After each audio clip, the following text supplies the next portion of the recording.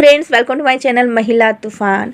दोस्तों, चूड़ी से जुड़ी जानकारी मैं इस वीडियो में देने वाली हूँ। जितने भी मेरी सखियाँ हैं, सहेलियाँ हैं, सुहागिन स्त्रियाँ हैं, उनके लिए ये वीडियो बहुत ही इंटरेस्टिंग और यूजफुल रहेंगी, क्योंकि चूड़ी जो है हमारी सुहाग की एक निशानी है और कांच की चूड़ियाँ पहनना हमारे धर्म में बहुत ही शुभ माना जाता है। और ऐसा माना जाता है जो कांच की चूड़ियाँ होती हैं वो कभी भी अशुद्ध नहीं होती, हमेशा उसे शुद्ध माना जाता है। जैसे कि नॉनवेज भी हम खाते हैं, लहसुन प्याज भी अगर हम खाते हैं तो भी हम पूजा पाठ करते हैं, चूड़ी में कोई भी दोष नहीं लगता है। तो इस तरह से चूड़ी जो है एक सुहाग की बहुत ही शुद्ध और पवित्र चीज़ है। तो इससे हम कैसे पहने और इसका इस्तेमाल करने में हमें किन बातों का ध्यान रखना है, तो आज की वीडियो में हम जानेंगे। तो वीडियो बहुत ही यूजफुल होने वाली है, तो वीडियो में आप शुरू से अंत तक बने रहिए। तो चलिए आज की वीडियो हम शुरू करते हैं। तो मेरी जितनी भी सखियां हैं, सहेलियां हैं, पहला नियम है चूड़ी को लेकर कि चटकी हुई या थोड़ी सी भी टूटी हुई चूड़ी ना पहनने।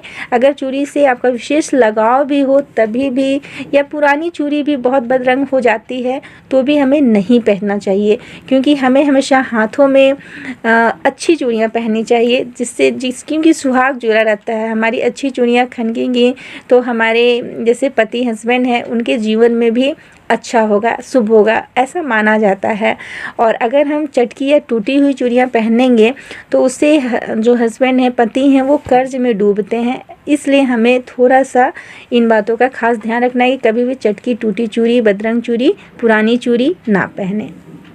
दूसरा नियम है कि दोनों हाथों में बराबर चूड़ी नहीं पहननी चाहिए। और आजकल जैसे कि हम मैचिंग के चक्कर में, जल्दी से चूड़ी बदलने के चक्कर में हम क्या करते हैं कि बड़ी चूड़ी पहन लेते हैं। तो हमें ऐसी चूड़ी पहनना चाहिए जो हमारी कलाई में फिट बैठे और हम ज़्यादा काम करें तो टूटे नहीं, क्योंकि चूड़ियाँ जो है अगर हम ढीली पहनते हैं तो वो टूटती भी है और कहीं ना कहीं हमारे हाथों में चुभ भी जाती है। तो इसलिए चूड़ी पहनने समय हमें इन बातों का भी खास ध्यान रखना चाहिए कि हम ऐसी चूड़ी पहने जो हमारी कलाई में थोड़ा सा अच्छे से फिट हो जाए और काम वगैरह करने में हमें सुविधा हो। और ढीली चूड़ी पहनना भी अच्छा नहीं माना जाता है, तो इसलिए इस बात का भी आप खास ध्यान रखें। तीसरा नियम है कि मंगलवार को कभी भी नई चूड़ी नहीं पहननी चाहिए, तो इस बात का आप खास ध्यान रखें। और ऐसा माना जाता है कि सुहाग की चीज़ें भी हमें मंगलवार को ख़रीदनी भी नहीं चाहिए। तो मंगलवार को चूड़ी आप बिल्कुल भी नई चूड़ी ना पहने। पुरानी चूड़ी है तो आप पहन सकती हैं, लेकिन नई ना पहने। और ऐसा भी माना जाता है कि खुले बाल चूड़ी नहीं पहननी चाहिए। तो अगर आपके छोटे बाल हैं तो आप बाल पर पल्लू रख कर अपने उसके बाद आप चूड़ी पहन सकती हैं, कोई दिक्कत नहीं है। तो इन बातों का भी आप खास ध्यान रखें, क्योंकि जितनी भी सुहागिन स्त्रियां हैं, सुहाग की चीज़ है चूड़ी, सुहाग की निशानी है। क्योंकि जब तक हमारे पति हमारे साथ रहते हैं हम चूड़ी पहनते हैं और उनके लिए ही पहनते हैं। विवाह के उपरांत चूड़ी पहनने का हिंदू धर्म में विशेष महत्व है, इसलिए चूड़ी से जुड़ी जानकारी आपको होनी चाहिए।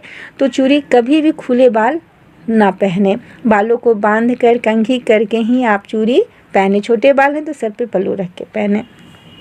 चौथा नियम है कि कभी भी दरवाजे के मेन गेट पर या दहलीज पर बैठकर चूड़ी ना पहने, ये अच्छा नहीं माना जाता। और संध्या बेला में भी कभी भी प्रदोष समय में भी चूड़ी ना पहने। रात के समय आप संध्या बेला, जो शाम का समय जो होता है 5:30 से 6:30 के बीच में आप संध्या बेला कहलाता है, उस समय आप चूड़ी आपको नहीं पहननी चाहिए। पाँचवा नियम है चूड़ी को लेकर कि खाली हाथ करके चूड़ी ना पहने। अगर आपको चूड़ी मैचिंग मिलानी है तो आप हाथ में कोई रबर बैंड है वो डाल लें, या आप कोई धागा, पीला धागा, लाल धागा, कोई भी धागा डाल ले, या माला, मोती का माला आपके पास है तो मोती का माला ही दोनों हाथों में डाल लें। उसके बाद पूरी चूड़ी निकालें, उसके बाद मैचिंग आप अपना आराम से, कितना भी टाइम लगे, मैचिंग चूड़ियाँ मिला के आप पहन लें। हाथ खाली करके चूड़ी नहीं पहनना, बहुत ही अशुभ माना जाता है। तो इसलिए आप इन बातों का खास ध्यान रखें। और चूड़ी से जुड़ी मान्यताएँ हैं कि मायके से कहीं भी आप जाएं, मायके जाएं, तो वहाँ अगर आपको चूड़ी, सुहाग से जुड़ी हुई चीज़ें, चूड़ी, सिंदूर कुछ भी मिलता है तो आपको ले लेनी चाहिए। अगर आप पहनी हुई है फिर भी ले लेनी चाहिए। सुहाग की चीज़ों को कभी ना नहीं कहना चाहिए। अगर मैचिंग वहीं आप पहन लें तो और भी शुभ माना जाता है, और मैचिंग पहनी आप नहीं पहनना चाहती हैं तो आप बाद में पहने, लेकिन ज़रूर लें, उसे मना नहीं करना चाहिए। और जितनी भी सुहागिन स्त्रियां हैं तो वो चांदी या तांबा की चूड़ी या कारा जो भी है वो नहीं पहनना चाहिए। सुहागिन स्त्रियों के लिए शुभ नहीं माना जाता है। और जो स्त्रियां संतान चाहती हैं, संतान की इच्छा रखती हैं, उनके संतान नहीं हो रहे तो हीरा जड़ित कंगन उन्हें नहीं पहनना चाहिए। और एक विशेष नियम चूड़ी से जुड़ी 7वां नियम है कि कोई भी अगर आप चूड़ी पहने तो कभी भी उसे किसी को दिखाए नहीं कि कैसा लग रहा है। और अगर कोई देख ले तो और आपकी तारीफ़ चूड़ी की कर दे तो आप उनके सामने नहीं, अकेले में चूड़ी को चूम लें या अपने चूम लें। ऐसा करना आपके लिए सही माना जाता है, मतलब नज़र वगैरह नहीं लगता है, तो इस तरह से आप कर सकती हैं। अब है कि पुरानी चूड़ी को हम क्या करें, कहाँ रखें। तो पुरानी चूड़ी को जो है, अगर बहुत पुरानी चूड़ी हो गई है जिसका आप यूज़ नहीं करते हैं, तो पुरानी चूड़ी कभी, एक बात ध्यान रखिए, आप अपनी पहनी हुई चूड़ी कभी किसी को मत दें।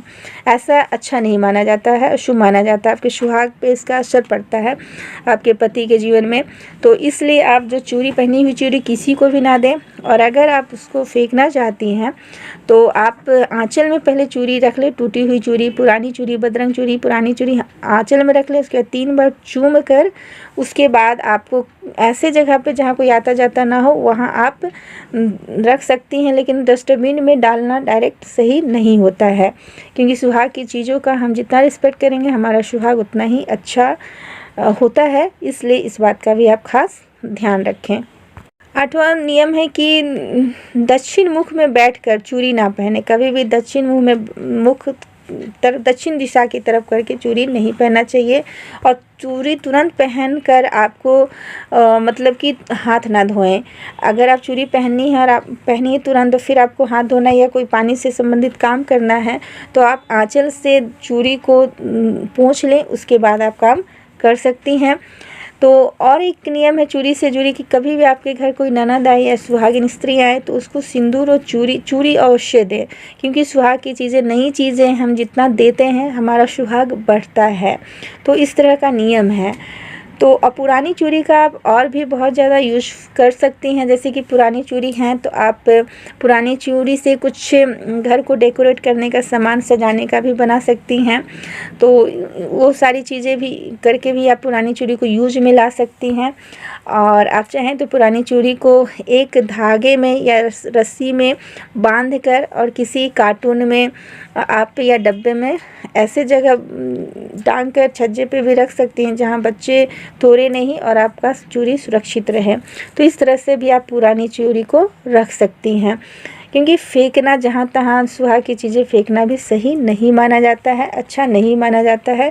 तो चूड़ी से संबंधित इन नियमों का आप खास ध्यान रखें, जिससे कि आपके सुहाग पे इसका अच्छा प्रभाव रहे, आपका सुहाग सदा अमर रहे, सदा सुहागन बनी रहें। तो आज की वीडियो में बस इतना ही। वीडियो अच्छी लगी हो तो लाइक करें, शेयर करें, कॉमेंट करें। मेरे चैनल पर नए हैं तो सब्सक्राइब करें। Thanks for watching my video. जय हिंद, जय भारत।